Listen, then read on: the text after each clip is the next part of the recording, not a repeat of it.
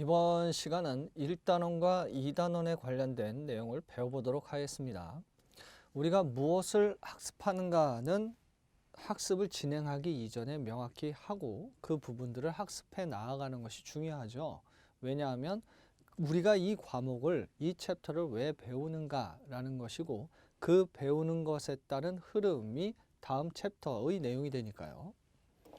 첫 번째가 농산물 유통의 개요와 특성입니다. 그럼 이 단원의 제목을 보면 어떠한 내용이 나올 것이다 라고 추측해 볼 수 있죠. 가장 기본적인 것은 유통이에요. 흐를 유자고 통할 통자예요. 흐르게 해서 통한다 라는 것이고, 그렇다면 흐르게 해서 통한다는 것이 기본적으로 어떤 활동으로 구분할 수 있겠는가? 우리가 판매와 구매, 그래서 줄여서 매매라는 활동을 하고 그 매매라는 활동을 통해 교환 과정이 이루어지는 것이고 종국적으로는 교환이 이루어지게 되겠죠. 우리는 이것을 상적 거래라고 이야기할 수 있습니다. 그래서 상적인 거래이기 때문에 그에 의해서 발생할 수 있다는 상적 유통이라고 하고 줄여서 상류라고 이야기할 수 있겠지요. 그렇게 되면 그 다음은 뭐겠어요? 교환이 이루어졌으니 물건은 가겠죠. 그에 상하는 화폐 가치는 제공이 되고요. 이에 따라서 물적 유통이 발생될 수 있겠어요. 바로 물유라고 불려지는 것이 발생할 수 있게 되는 것이죠. 상적 유통과 물적 유통이 원활하게 이루어지기 위해서는 분위기를 조성해야 되죠. 그래서 그 조성할 수 있는 부분들이 내가 일단 물건을 구매해야 되는데 자금력이 부족하다. 농산물을 생산하는데 그에 따른 자금이 부족하다. 그럼 융통해야 되죠. 이에 따라 금융이라는 부분들이 지원해 줄 수 있고요. 확실한 부분들이 아니죠. 경영이라는 것, 영리활동을 한다는 것이라는 측면들은 불확실한이라는 전제가 있어요. 불확실한 것이 농산물이기 때문에 크겠죠. 이에 따라 적정한 운송과 같은 보험도 존재하게 될 거예요. 과거에는 내가 생산한 거 팔려고 하는 노력이었지만 지금은 소비자가 어떠한 것을 원하는가에 관심을 두고 생산하기 위한 노력을 하는 그런 사회죠. 그래서 소비하는 사람이 무엇을 원하는가는 곧 정보고 그 정보를 경쟁 업체보다 먼저 그 정보를 얻음으로 인해서 신속하게 시장에 제공하게 되고 이에 따라 수익을 지속 경영이 가능할 수 있는 정보가 경쟁의 우위인 요소, 정보와 사회죠. 이때 정보라는 것은 어떤 특정한 의사결정, 목표를 두었을 때 이를 해결할 수 있는 가치 있는 자료예요. 가공 처리된 거죠. 그리고 그러한 정보가 축적이 되면 이미 알고 있는 것이기 때문에 지식이라는 것으로 활용할 수 있게 돼요. 수많은 데이터를 가공 처리하면 정보가 되고 그것은 의사결정의 합리적 의사결정을 도와줄 수 있는 것이고 그러한 정보가 축적이 되면 지식이 되는 거예요. 그래서 정보라는 것이 중요할 수 있게 되겠죠. 그럼 정보라는 것은 어떠한 기술적인 측면도 있을 것이고 그러한 기본 인프라를 통해서 정보가 오갈 수 있게 될 거예요. 그래서 이러한 다양한 흐름들이 유통이라는 것이고 우리가 이러한 유통이 발생이 된다라고 하면 크게 대별해 볼 수 있는 것이 공장에서 생산하는 공산품이 있어요. 공장에서 생산한 품목이죠. 그리고 우리가 배우는 농산물이 있어요. 비교해 보죠. 항상 상대적인 표현이라는 것이 있어요. 과거에 기업이 무언가 만드는 제조업을 한다고 했을 때 과거와 현재를 비교해 보자면 그 생산량이 과거에 비해 소량이라고 표현을 해요. 우리 기준으로는 소량은 아니죠. 그래서 산업사회, 즉 미국의 철로가 없을 때 그 전 지역에 철로를 놓겠다라고 하면 많이 만들 수밖에 없어요. 그러다 보니까 우리가 어떻게 하면 많이 생산량을 늘릴까? 분업이라는 부분들도 등장하게 된 것이죠. 그래서 공산품이라는 측면들은 시대적인 측면 내에서 대량 생산, 소량 생산이라는 것으로 비교하게 되죠. 공산품과 농산물도 비교할 수 있는데 생산자의 단위로만 한번 살펴보자면 농산물은 특성이라는 측면도 있는데 농산물은 영세하게 생산이 되죠. 뭐 계절적인 영향도 클 수밖에 없어요. 품목의 특성상. 그러면 우리가 제조되어지는 공산품의 경우는 상대적으로 표준으로 대량을 만들 수 있지만 농산물은 상대적으로 그러지 못하겠구나라는 것을 알 수 있죠. 상대적으로 영세라는 단어를 쓰게 돼요. 그래서 공산품과 농산물의 유통이다라고 하게 되면 이에 따라 차이가 발생될 수밖에 없겠죠. 공장에서 대량으로 생산한다. 그리고 그것이 표준적이다라고 하게 된다면 유통의 흐름은 일관성을 가질 수 있을 거예요. 농산물은 품종도 다양하고 크기, 중량, 그리고 신선도의 유지하는 기간 다 상이해요. 그렇기 때문에 그에 따른 유통 구조도 다양한 경로로서 나타나게 되겠죠. 우리가 아침에 먹는 식단을 생각해 보면 농산물에서 나는 오직 이 하나의 반찬으로만 쭉 먹을 거야 라고 한다면 단순해지겠죠, 유통 경로가. 하지만 여러분들이 식사를 하실 때 점심이든 저녁이든 아침이든 다양한 반찬들이 있을 수 있을 거예요. 그 경로 복잡하고 다양할 수 있다는 겁니다. 이것이 첫 번째 단원에서 이야기하는 것이죠. 그렇다면 이 두 번째 단원에서 이야기하는 바는 상거래를 한다라고 했을 땐 도대체 누가 하는가라고 본다면 기본적으로 무언가 생산하는 생산자가 있겠죠. 생산자는 제조업자를 포함할 수 있어요. 농산물을 제조하지는 못하니까요. 아직까지는 먼 미래에는 가능한 기술이 나올 수 있겠습니다만 지금은 힘들어요. 생산자와 소비자와의 관계죠. 그래서 생산자와 소비자 간의 관계가 교환이라는 활동을 하게 되는 거예요. 그렇다면 생산이라는 부분들이 생산자는 앞에서 영세하다는 상대적 표현을 썼기 때문에 그러한 특성들을 이 단원에서 보는 거고 생산에 영향을 미치는 요인도 있을 거 아니에요. 그거 살펴보자는 거예요. 그리고 소비라는 측면들은 어떻게 이루어지는가? 또 여러분들이 소득이 많아지거나 적어지거나 하는 상황에 놓여졌을 때 나는 무엇을 선택하는가, 무엇을 농산물을 소비하는가를 생각해 본다면 그 또한 농산물에 있어서 중요한 내용이 될 수밖에 없게 되는 거예요. 농산물은 특징 중 하나가 일반적 특징으로 부패성을 가져요. 즉 수확 후에는 점차 우리가 먹을 수 없는 상태로 바뀌게 되겠죠. 이에 따라 그 부패성 때문에 공장에서 생산한 것은 외국으로 가는 게 편해요. 먼 거리도 갈 수 있어요. 그래서 항공기로 못 가는 부분들은 오래 걸릴 수 있는 선박으로 갈 수 있겠죠. 하지만 농산물은 선박으로 가게 되면 판매할 수 있는 그런 상품 가치가 현저히 떨어질 수밖에 없을 겁니다. 이때 가공이라는 기술을 가지면 농산물의 판매 시기를 늘릴 수 있게 되겠죠. 그래서 농산물의 위치에 있어서 가공은 중요한 위치가 될 수 있어요. 그리고 이후에 우리가 배우는 부분들이 바로 이 유통에서의 단계가 되겠죠. 농산물이 다양한 특징을 갖고 있기 때문에 유통도 다양하다라고 말씀을 드렸잖아요. 그래서 그에 따라서 단계가 많아지면 비용이 많아지겠구나. 그럼 이걸 어떻게 줄일까라는 고민들을 배워나갈 수 있게 되는 거예요. 그래야 우리가 배우는 과목에 있어서의 전문가적 지식을 함양할 수 있게 되는 것이죠. 그래서 첫 번째가 농산물 유통의 개요와 특성입니다. 이미 여러분들한테 앞서 말씀드렸던 내용들에 대해서 충분히 이 내용들이 담고 있는 거예요. 첫 번째가 농산물 유통의 의의인데 유통은 생산자로부터 소비자 또는 사용자에게 사용자라고 이야기하면 이런 목적을 가질 수 있죠. 가공을 한다든지 할 수가 있어요. 우리가 흔히 이런 표현들을 하죠. 고객, 커스터머도 있지만 컨슈머, 소비자라는 단어를 써요.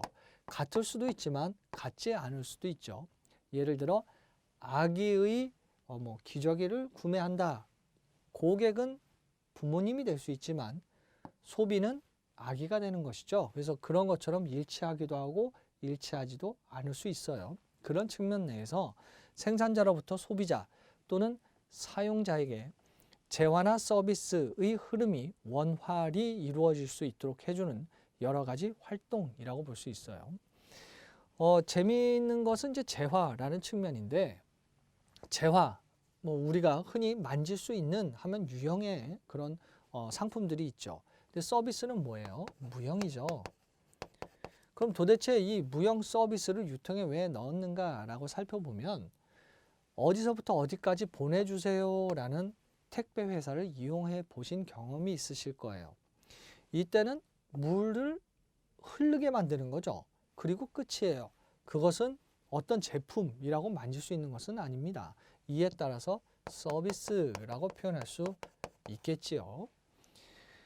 그래서 서비스의 흐름이 원활히 이루어질 수 있도록 하는 것이 유통이 되는 것이고, 두 번째 동그라미 농산물 유통은 그러한 재화, 상품, 그와 관련된 서비스, 이것이 곧 농산물과 연결된다는 겁니다. 그리고 세 번째 동그라미, 이러한 농산물의 유통이다 라고 한다면 소비자가 원하는 것이 무엇인가를 분석하고 또 예측해서 이에 따라 생산한다면 안정적인 수익원이 될 수 있겠죠. 이에 따라 내가 다 생산하고 어디다 팔지 고민하는 것보다 그 정보를 통해 생산하는 것이 가장 기본이 될 거예요. 그 정보화 사회처럼 말이죠. 이에 따라 농산물 유통의 시작은 품종 육성이라고 볼 수 있는 육종 사업으로부터 시작이 되는 겁니다. 그리고 네 번째 동그라미 농산물 유통에서 여러분들께서 앞에서 서비스, 무형이라는 단어를 들으셨죠? 세 번째 줄 보시면 판매한다고 해서 끝나는 게 아니라 판매 후에도 신용을 인정받기 위해 수행하는 모든 활동이 포함이 되게 되는 겁니다. 우리가 물건 받고 끝 하게 되면 그 소비자와 그 고객과의 관계는 더 이상 진척되기 힘들겠죠. 고객이 한번 나의 고객이 된다면 지속적인 고객으로 유지하는 것 또한 한 번 구매할 것이 두 번 구매, 반복 구매, 그리고 그 반복 고객이 일정한 주기를 두어서 일정하게 구매를 하는 단골 고객, 그리고 어떠한 농산물을 구매해야지라고 하면 그 회사, 그 업체, 그 곳에 시장에 가서 구매하는 게 좋을 것 같아 라는 지지도 해줄 수 있겠죠. 그래서 어드보케이트 커스터머로 발전할 수 있을 거예요. 이에 따라 판매 후의 모든 활동까지 포함하게 되는 겁니다. 그리고 다섯 번째 동그라미에서 이야기하는 부분은 유통이라는 것이 농산물이기 때문에 종류에 따라서 각기 다른 유통 기능과 유통 과정을 가질 수 있게 되죠. 냉장 보관을 해야 되는 경우도 있을 수 있고요. 그렇지 않을 수도 있다는 거예요. 그럼 기능이 다를 수 있잖아요. 운송의 포커스냐, 보관의 포커스냐의 차이가 발생하듯이 각기 다른 유통 기능과 유통 과정을 가질 수 있습니다. 그리고 여섯 번째 동그라미, 농산물 유통은 유통업자에 의해 크게 의존하게 되는데 의존할 수밖에 없죠. 영세하고 그 영세한 부분들을 유통업자가 모아서 상품력을 갖고 이를 시장에 분산하게 되니까요. 그리고 생산자의 수치 가격과 소비자의 지불 가격, 이 차이, 이 갭이 곧 유통업자의 가격, 마진이 되죠. 이에 따라 큰 영향을 그러한 상황 때문에 받을 수밖에 없게 됩니다. 그리고 일곱 번째 동그라미 농산물 가공은 농산물 가공이기 때문에 그 줄 끝에 농산물 유통 범주에 포함시키게 되는 것이죠. 그리고 여덟 번째 동그라미는 유통 조직의 일반적 형태를 살펴보자면 두 번째 줄 끝에 유통 조직의 형태는 일반 조건과 기초 조건으로 크게 대별해 볼 수 있는데 일반 조건은 아홉 번째 동그라미, 기초 조건은 열 번째 동그라미에 나옵니다. 먼저 아홉 번째 동그라미 유통의 일반 조건은 한 나라 경제 중에서 모든 상품의 유통에 공통적으로 영향을 미치는 조건이에요. 나만 미치는 게 아니라 전체에 영향을 미치게 되는 것이죠. 열 번째 동그라미 유통의 기초 조건은 같은 유통의 일반 조건하에 있으면서 즉 일반 조건은 다 영향을 받으니까요. 상품 종류마다 유통면에서 고유의 특성을 가지게 되기 때문에 농산물이 냉장 보관이다. 그렇게 안 해도 오래 간다 라고 한다면 이를 기초로 해서 출발하기 때문에 기초 조건이라고 이야기할 수 있게 되는 것이죠. 그 다음에 두 번째 괄호는 농산물의 특성입니다. 유통이라는 기본적인 개념을 알았다면 이제 농산물이 가지고 있는 특별한 그러한 성질은 무엇이 있겠는가를 살펴볼 필요성이 있어요. 왜냐하면 다르니까요. 유통이. 동그라미 1번 계절적 편제성을 가질 수밖에 없죠. 계절이 영향을 받아요. 그래서 우리가 그 제철 과일이라는 표현들을 쓰게 되죠. 또한 부피와 중량성을 가져요. 가을에 김장을 해야지 물을 옮겨야지 부피가 있어요. 중량이 있죠. 그리고 이를 공산품과 비교할 수 있을 거예요. 무 한 트럭과 우리가 어떤 열심히 모아서 가지고 싶었던 고가의 어떤 물건이 있다라고 한다면 상대적으로 많은 차이가 있을 수 있겠죠. 그래서 부피와 중량성을 가져요. 그리고 세 번째 동그라미 부패성이죠. 네 번째 동그라미는 같은 농가에 생산이 된다 하더라도 품질과 양이 불균이 날 수 있어요. 다섯 번째 동그라미는 용도를 다양하게 할 수 있죠. 가장 기본적인 게 쌀을 예로 들 수 있어요. 쌀, 그럼 그 상태로서 소비를 할 수도 있습니다만 우리가 전처리를 통해서 가공식품화 해가지고 먹을 수도 있어요. 그래서 우리 렌즈에 돌려서 전자레인지에 돌려서 드실 수 있고 또는 떡을 만들 수도 있잖아요. 다양한 그런 용도를 할 수가 있어요. 그리고 수요와 공급이 비탄력적이에요. 왜냐하면 공급 한번 생각해 보죠. 물건이 많이 팔린답니다. 그렇다고 이 계절의 영향을 받는 그 농토에 농지에서 생산되는 양을 열심히 또 많이 생산해 다오라고 해서 생산되는 게 아니에요. 공급이 어쩔 수 없이 제한적이죠. 수요도 마찬가지죠. 소득이 늘었어요. 어제 한 그릇 먹은 거 오늘은 100그릇 먹어야지가 안 된다는 거예요. 비탄력적이죠. 탄력이란 우리 공 튀기듯이 민감한 정도로서 반응할 수 있는 거니까요. 그리고 일곱 번째 동그라미는 농산물이 가지고 있는 특질에 대한 내용인데 동그라미 기억, 당연히 생산 과정과 생산물이 자연에 의해 영향받겠죠. 그리고 동그라미 니은, 축산물과 과일의 경우 개체마다 차이가 클 수 있어요. 이럴 수 있고 이럴 수 있으니까요. 부패로 인한 변질도 빨라요. 그리고 일반적으로 대량 생산에 의한 표준화가 곤란할 수밖에 없게 되겠죠. 그래서 선별, 당도라는 기준들을 가지고 우리가 다양한 상품들의 품질, 평가를 하고 판매 가격을 정할 수 있게 되는 거예요. 어려운 거예요. 그리고 디귿, 가격에 비해 용적, 우리가 흔히 이야기하는 부피죠. 용적이 커서 운송과 운반이 곤란해요.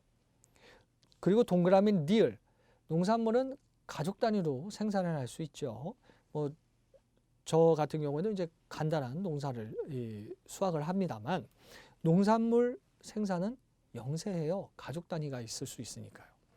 그래서 그 주 끝에 공급은 영세적이고 그 가족 단위라고 생각하면 흩어져 있으니까 분산이라는 단어를 쓰게 돼요.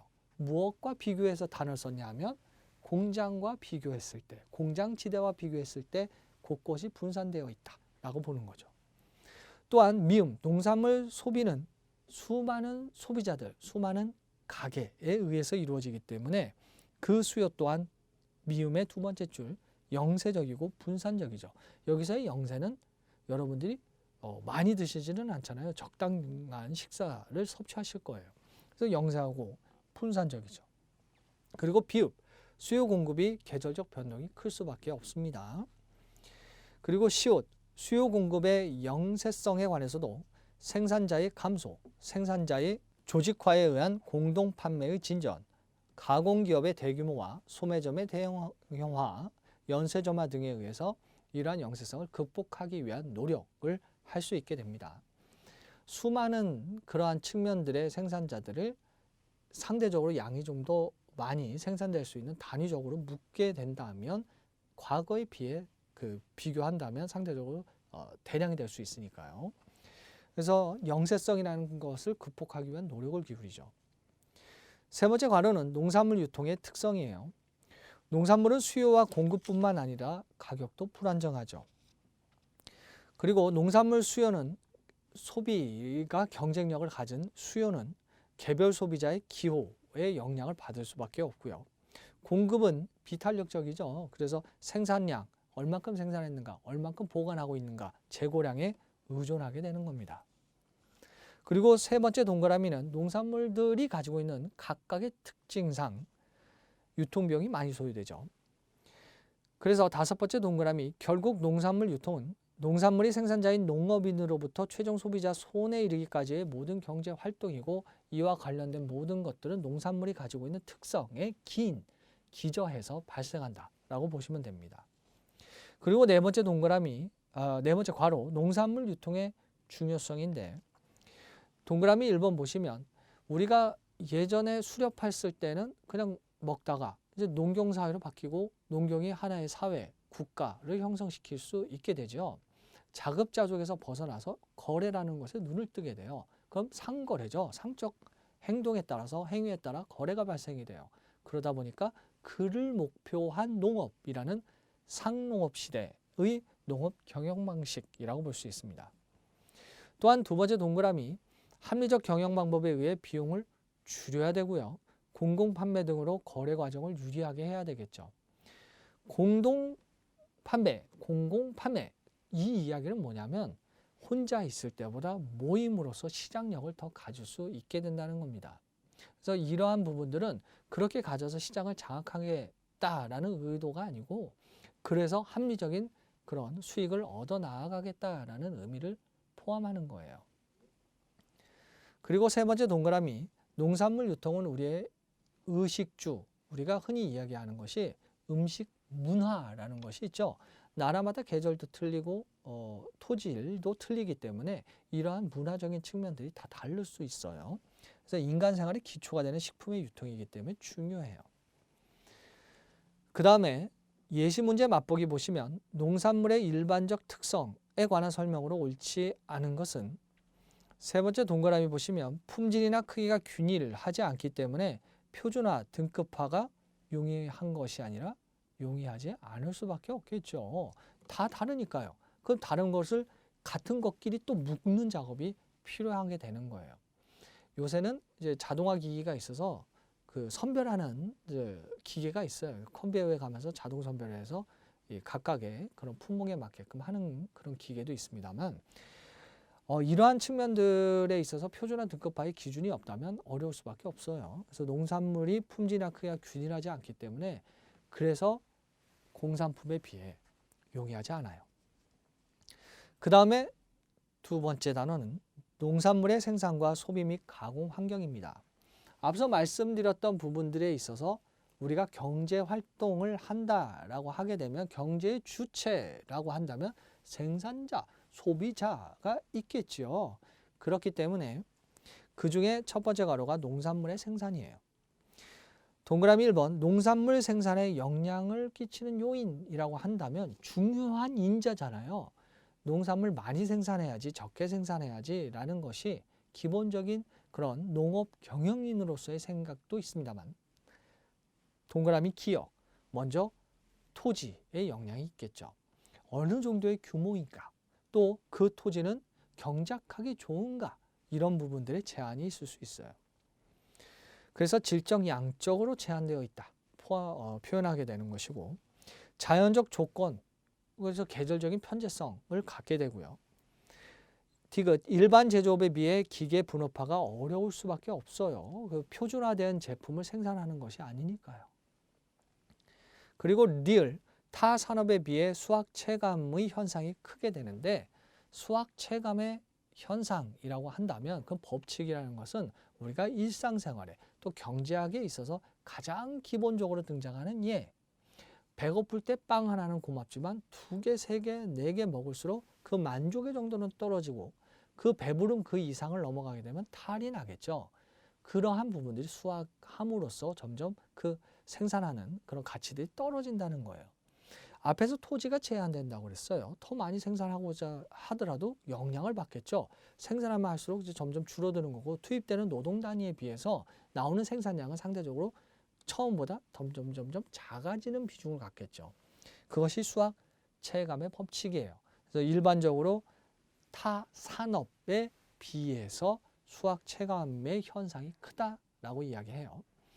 물론 수학 체감만 있는 건 아니에요.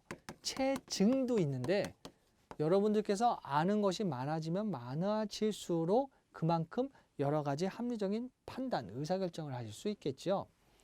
지식과 같은 경영에 있어서는 수학 체증이라고 이야기할 수 있고 정보라는 것이 중요하기 때문에 정보를 축적하려고 하겠죠.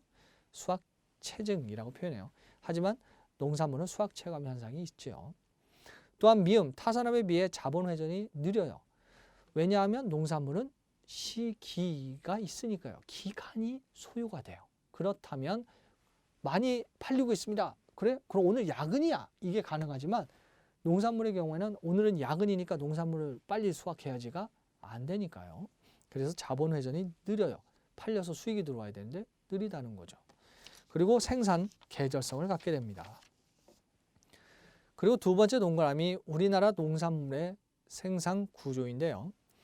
앞서도 말씀드렸다시피 경영 규모는 영세해요. 그리고 쌀 위주의 주곡 생산 농업이라는 특징을 갖게 되죠.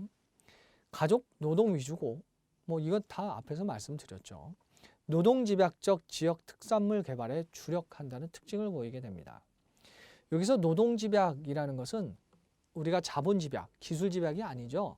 사람들의 인력이라는 것이 기본적으로 들어가 주는 것이고 그에 따라 문제가 해결이 되는 거예요. 그래서 노동집약적이에요.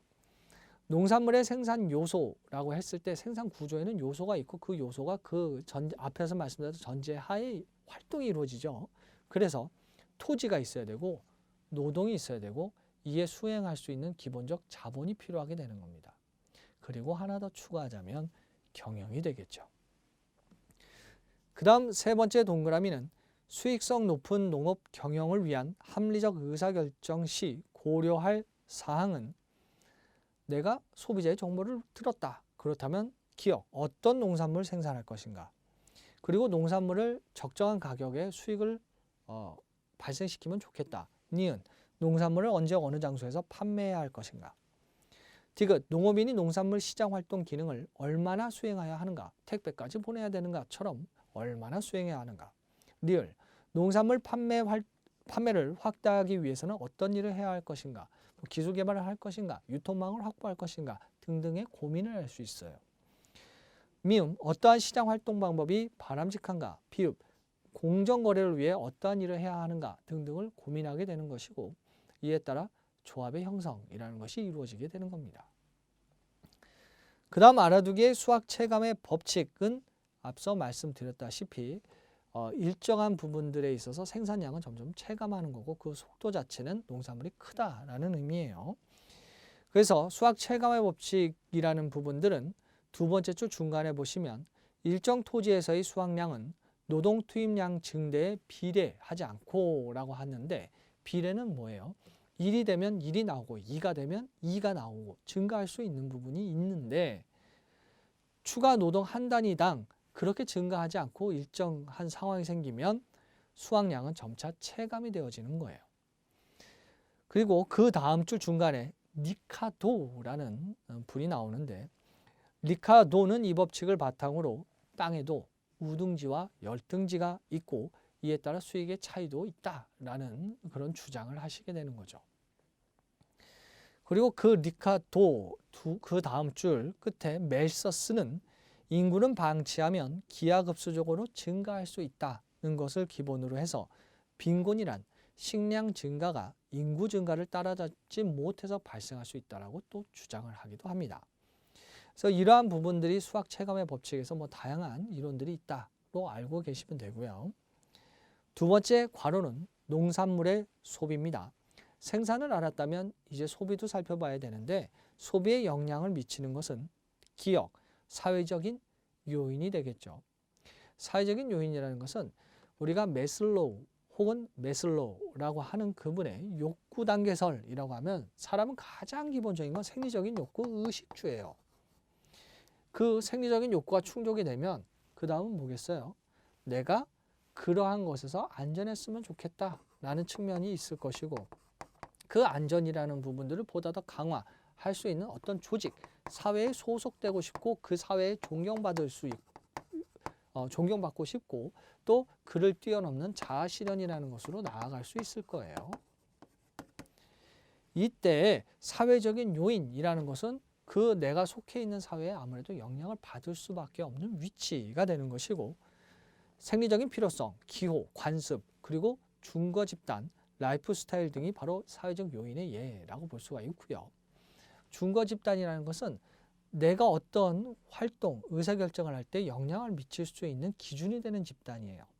우리가 흔히 이야기하는 학업에 있어서 어떤 지역의 부모님이 선택한 무슨 교육, 이렇게 하고 광고를 할 수 있을 거예요. 그것은 준거 집단으로서의 영향을 마케팅에 이용을 한 것이죠. 활용한 거예요. 그 다음 경제적인 요인은 인구, 소득, 가격 등이고, 농산물 수요의 증가 비율을 따져보자면 인구가 얼만큼 늘었는가, 1인당 소득은 농산물 수요의 소득에 있어서의 탄력성 같은 것들을 볼 수 있는데, 가격이 조금만 오르더라도 소비가 확 줄어들거나 가격이 조금만 내려도 소비가 확 늘어나거나, 이건 굉장히 탄력적인 거예요. 가격이 아무리 어느 정도 오르고 어느 정도 내려도 수요가 변함이 없다. 그럼 비탄력이라고 얘기하죠. 그런 정도가 수요의 증가율에 영향을 미칠 수 있어요. 그리고 리을 농산물 수요라는 것이 그럼 영향을 받을 텐데, 시장 가격, 그리고 우리가 흔히 꽝 대신 닭이라는 것처럼 A라는 물품 대신 B라는 걸 선택할 수 있는 대체제의 가격, 소비자의 소득, 소비자의 기호나 좋아하는 정도인 선호, 인구, 소비자 소득 분포 등 다양한 것들이 결합이 돼서 영향을 미칠 수 있을 거예요. 그리고 알아두기에 보면 수요의 가격 탄력성인데 뭐 어려운 건 아닙니다. 기본적으로 가격이 변화하죠. 그래서 가격 변화율이 있을 것이고요. 그에 따라서 수요는 어느 정도 변화되는가를 보는 거죠. 그래서 가격 변화율에 비해서 수요 변화율이 크다라고 하면 어떻게 돼요? 수학에서 보면 11 이런 형태가 되는 거죠. 그럼 1. 얼마 이렇게 나올 거예요. 1보다 크는 거죠. 그래서 같으면 단위적이다라고 표현하고, 수요 변화율이 크다라고 하면 탄력적이다라는 경제학 용어를 쓰고, 심리적 측면으로 보자면 민감한 거죠. 반면에 가격 변화율에 비해 수요 변화율이 둔감하다라고 하면, 민감하지 않다, 비탄력적이다라고 한다면 가격 변화율이 11분의 10 같은 경우니까 0. 얼마 이렇게 나오게 되겠죠. 1보다 작은 상황이 생겨요. 이러한 부분들 중 수요의 가격 탄력성이에요. 그 다음 두 번째 동그라미는 농산물의 소비 구조예요. 소득의 변화는 1인당 국민 소득이 증가할 때 가계의 소비 지출 유형 및 소비 구조도 변화될 수 있다는 겁니다. 소득의 변화는 아주 재미있는 건데, 버는 그 자체가 훨씬 더 많은 경우도 소득이 변화된다 이야기하고요. 기존의 품목들이 가격이 내리게 되면 소득이 증가하는 효과가 생기니까 소득 증가 효과라고 불리기도 합니다. 그래서 소득이 변화가 일어나면 지출도 변화가 될 수 있겠죠. 그래서 니은 농산물에도 열등제와 우등제라는 것을 구분해 볼 수 있는데, 이 구분의 기준은 소득이 증가했더니 소비가 오히려 줄어들더라, 그럼 열등제고, 소득이 증가했더니 소비가 증가하기 시작했더라 라고 하면 우등제로 크게 구별해 볼 수 있게 되는 겁니다. 그리고 동그라미 디귿 식품 소비 구조 자체도 변화가 일어나게 되겠지요. 농산물이 기존의 소비에서 친환경 같은 유기농 여러 가지로 바뀔 수가 있을 거예요. 그 다음에 엥겔의 법칙과 엥겔 계수가 있는데, 내가 차지하는 소득 중에 내가 얼만큼 내가 소비하는 의식주에, 즉 식비에 차지하는 비율이 얼마인가를 보는 것이 엥겔의 법칙이에요. 그래서 소득이 낮으면 우리가 식비에 지출하는 금액은 상대적으로 커지어지는 그런 비율을 보일 수 있게 되겠죠. 이를 통해서 우리가 뭘 알 수 있냐면, 굉장히 단순하죠. 그게 어렵겠는가라고 할 수 있겠는데, 콜럼버스 달걀처럼 처음에 누가 세우겠는가라는 것이 누가 발견하기 이전에는 어렵다라는 거예요. 근데 발견하고 나면 이게 이해하기 편하구나. 이러한 것들을 발표하기 위해 얼마나 많은 것들을 분석해서 이것으로 설명해 나갈까라는 것으로 접근하시면 되겠죠. 그래서 소득이 많은가 적은가는 식비가 차지하는 비율을 또 비교를 해서 뭐 선진국이다 혹은 그의 상대적 후진국이다라는 비교들을 할 수도 있을 거예요. 그 다음에 세 번째 과로는 농산물 가공 산업입니다. 뭐 말씀드렸다시피 농산물의 생산, 소비라는 것을 일반적으로 살펴봤으면 가공이 차지하는 것은 농산물의 특징을 훨씬 더 극복해 줄 수 있는 기술이 투입이 되는 거니까요. 그래서 동그라미 1번 가공산업의 의의를 보면 농림업에서 얻어지는 2차 산물과 공장에서 나오는 생물학적 산물을 소재로 물리적, 화학적 내지는 생물학적 방법으로 처리하는 것이라고 볼 수 있는 거고, 말이 어려운 것 같지만 먹을 수 있게끔 뭐 우리가 이 식사로 이제 먹을 수 있게끔 만들 수 있다는 거예요. 가공산업은 위생적이며 간편하고 저장성을 갖죠. 저장성은 강력한 거예요. 오래 두고 드실 수 있으니까요. 인간 기호에 적합하도록 변화시킨 식품이에요. 그리고 이러한 부분들은 맞벌이의 증가라든지 혹은 독신 하시는 분들의 증가라든지 결혼 정년기가 좀 늦어진다든지 뭐 여러 가지 상황들이 있잖아요. 그러다 보면 일 끝나고 왔는데 밥 차리고 하는 것이 힘드실 수 있어요. 그러다 보면 매일 그럴 수도 있겠지만 선택적인 날들은 그냥 간편식을 먹기를 원할 수 있을 겁니다. 인간 기호에 적합하도록 변화시키는 식품이 필요하게 되는 거죠. 그래서 이러한 가공 생산하는 기업의 집합체를 산업이라고 볼 수 있어요. 가공산업. 두 번째 동그라미는 식품 가공산업의 중요성이라고 볼 수 있는데, 농업 경제에 있어서는 당연히 뭐겠어요? 저장이 오래된다면 그만큼 안정적인 판매를 할 수 있죠. 왜? 배가 고프다고 한 그릇 드셨던 분이 100그릇 드시지는 않기 때문에 일정한 통계 수치가 나올 거예요. 이에 따라 계획적 판매가 가능해지게 되니까요. 그래서 농업 경제의 중요성 중에 첫 번째 오는표. 가공용 원료가 되는 농산물 판매 증대와 농민의 가공사업 참여로 농가 소득은 증대될 수 있겠죠. 왜 증대가 되느냐? 부패로 인해서 폐기되어지는 농산물은 줄어드니까요. 그러면 증대죠. 두 번째 오는표. 계약 재배를 통한 수급 물량, 가격, 소득 안정, 저장성 제고로 즉 높여줌으로써 가격 탄력성이 유지될 수 있게 됩니다. 또한 산지 가공을 통한 유통비용 감소 부분과 원료비, 노임 등의 농촌 귀속에 따른 지역 산업 구조 다양화로 지역 경제는 당연히 활성화될 수 있게 되겠죠. 가공 기업에는 인력이 필요하니까요.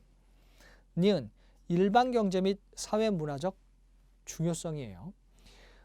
그렇게 가공 산업을 하겠다라고 하게 되면 버려지는 것이 버려지지 않게끔 만들 수 있고, 그에 따라 인력이 또 투입이 되어지는 것이고, 이에 첫 번째 오는표 고용 창출 그리고 연관 산업이 발전할 수 있겠죠.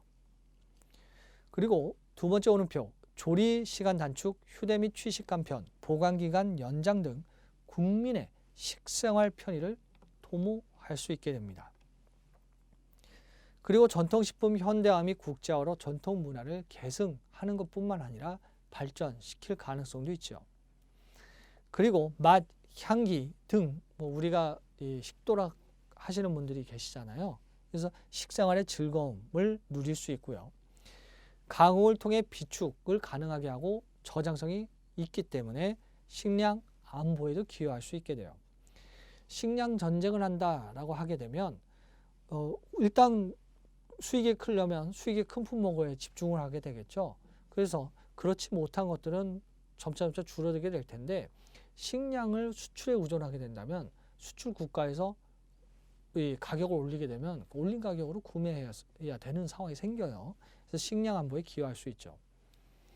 그 다음 세 번째 동그라미 식품 가공 산업의 전망인데, 대가족에서 핵가족화, 주거 형태의 변화, 여성 사회 참여 신장 등 편의식 가공식품 소비 증가 및 외식 산업이 발전을 하게 되죠.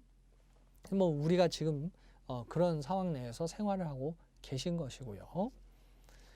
니은 김치, 장류 등 전통식품은 가정에서 만드는 것이 어려워, 즉 힘들어서 소매점 등에서 구입할 수 있게 되고 구입이 과거에 비해 증가하게 된 겁니다. 디귿 경제 발전에 따른 식생활 수준 향상으로 건강, 기능성 식품 소비 당연히 증가하죠. 그래서 여러분들 가끔 집에서 TV로 쇼핑을 하시는 경우가 있으실 텐데 건강기능식품 많잖아요. 동그라미 리을 FTA 도입에 따른 국제자유화로 저렴한 즉 값싼 수입식품 급증이 예상될 수 있게 됩니다. 무역 자유화, 농산물 거래 자유화라는 우루과이 라운드가 있었어요. 그 우루과이 라운드에서 무역 장벽을 철폐하자. 인터넷이 다 설치되어 있고 세계가 지구 촌되지 않았느냐. 그래서 무역 자유화라는 그런 기본을 갖고 있는 WTO가 출범하죠. 그렇다고 전 세계가 한꺼번에 WTO에 합의를 하는 건 아니에요. 왜냐하면 수출하는 국가가 있고 수출을 안 하는 국가도 있을 거 아니에요. 그럼 그 국가들 먼저 협약을 해서 자연스럽게 무역계약이 이루어질 수 있도록 자유무역협정 FTA를 맺어라 라고 하죠. 그래서 FTA 도입에 따른 국제자유화로 값싼 수입식품이 급증할 수 있어요. 마지막 이제 예시 문제 맛보기를 보시면 소비자들이 특정 상품이나 상표를 선택할 때 영향을 미치는 요인에 대해 가장 잘 설명한 것은 이라고 되어 있는데 요인들이 있고 그 요인들에 따라서 각각 배치된 항목들이 올바른가라는 걸 물어보는 거예요. 그래서 1번 사회적 요인으로서 사회 어느 단계에 있는가, 사회계층 어느 소속되어 있는가, 또 중거집단, 가족 등이 포함된다. 이것이 가장 잘 설명한 내용이 될 수 있겠지요. 이렇게 해서 관련 내용을 모두 배워보았습니다. 앞서도 말씀드렸다시피 우리가 무엇을 배우고자 하는가, 그래서 전체의 챕터는 무엇이고 내가 배우는 챕터는 현재 무엇이고 그럼 그 안에서 중요한 내용은 무엇이겠는가를 생각하시면서 학습을 하시면 좋은 결과 있으실 겁니다. 강의 수강하시느라 수고 많으셨습니다.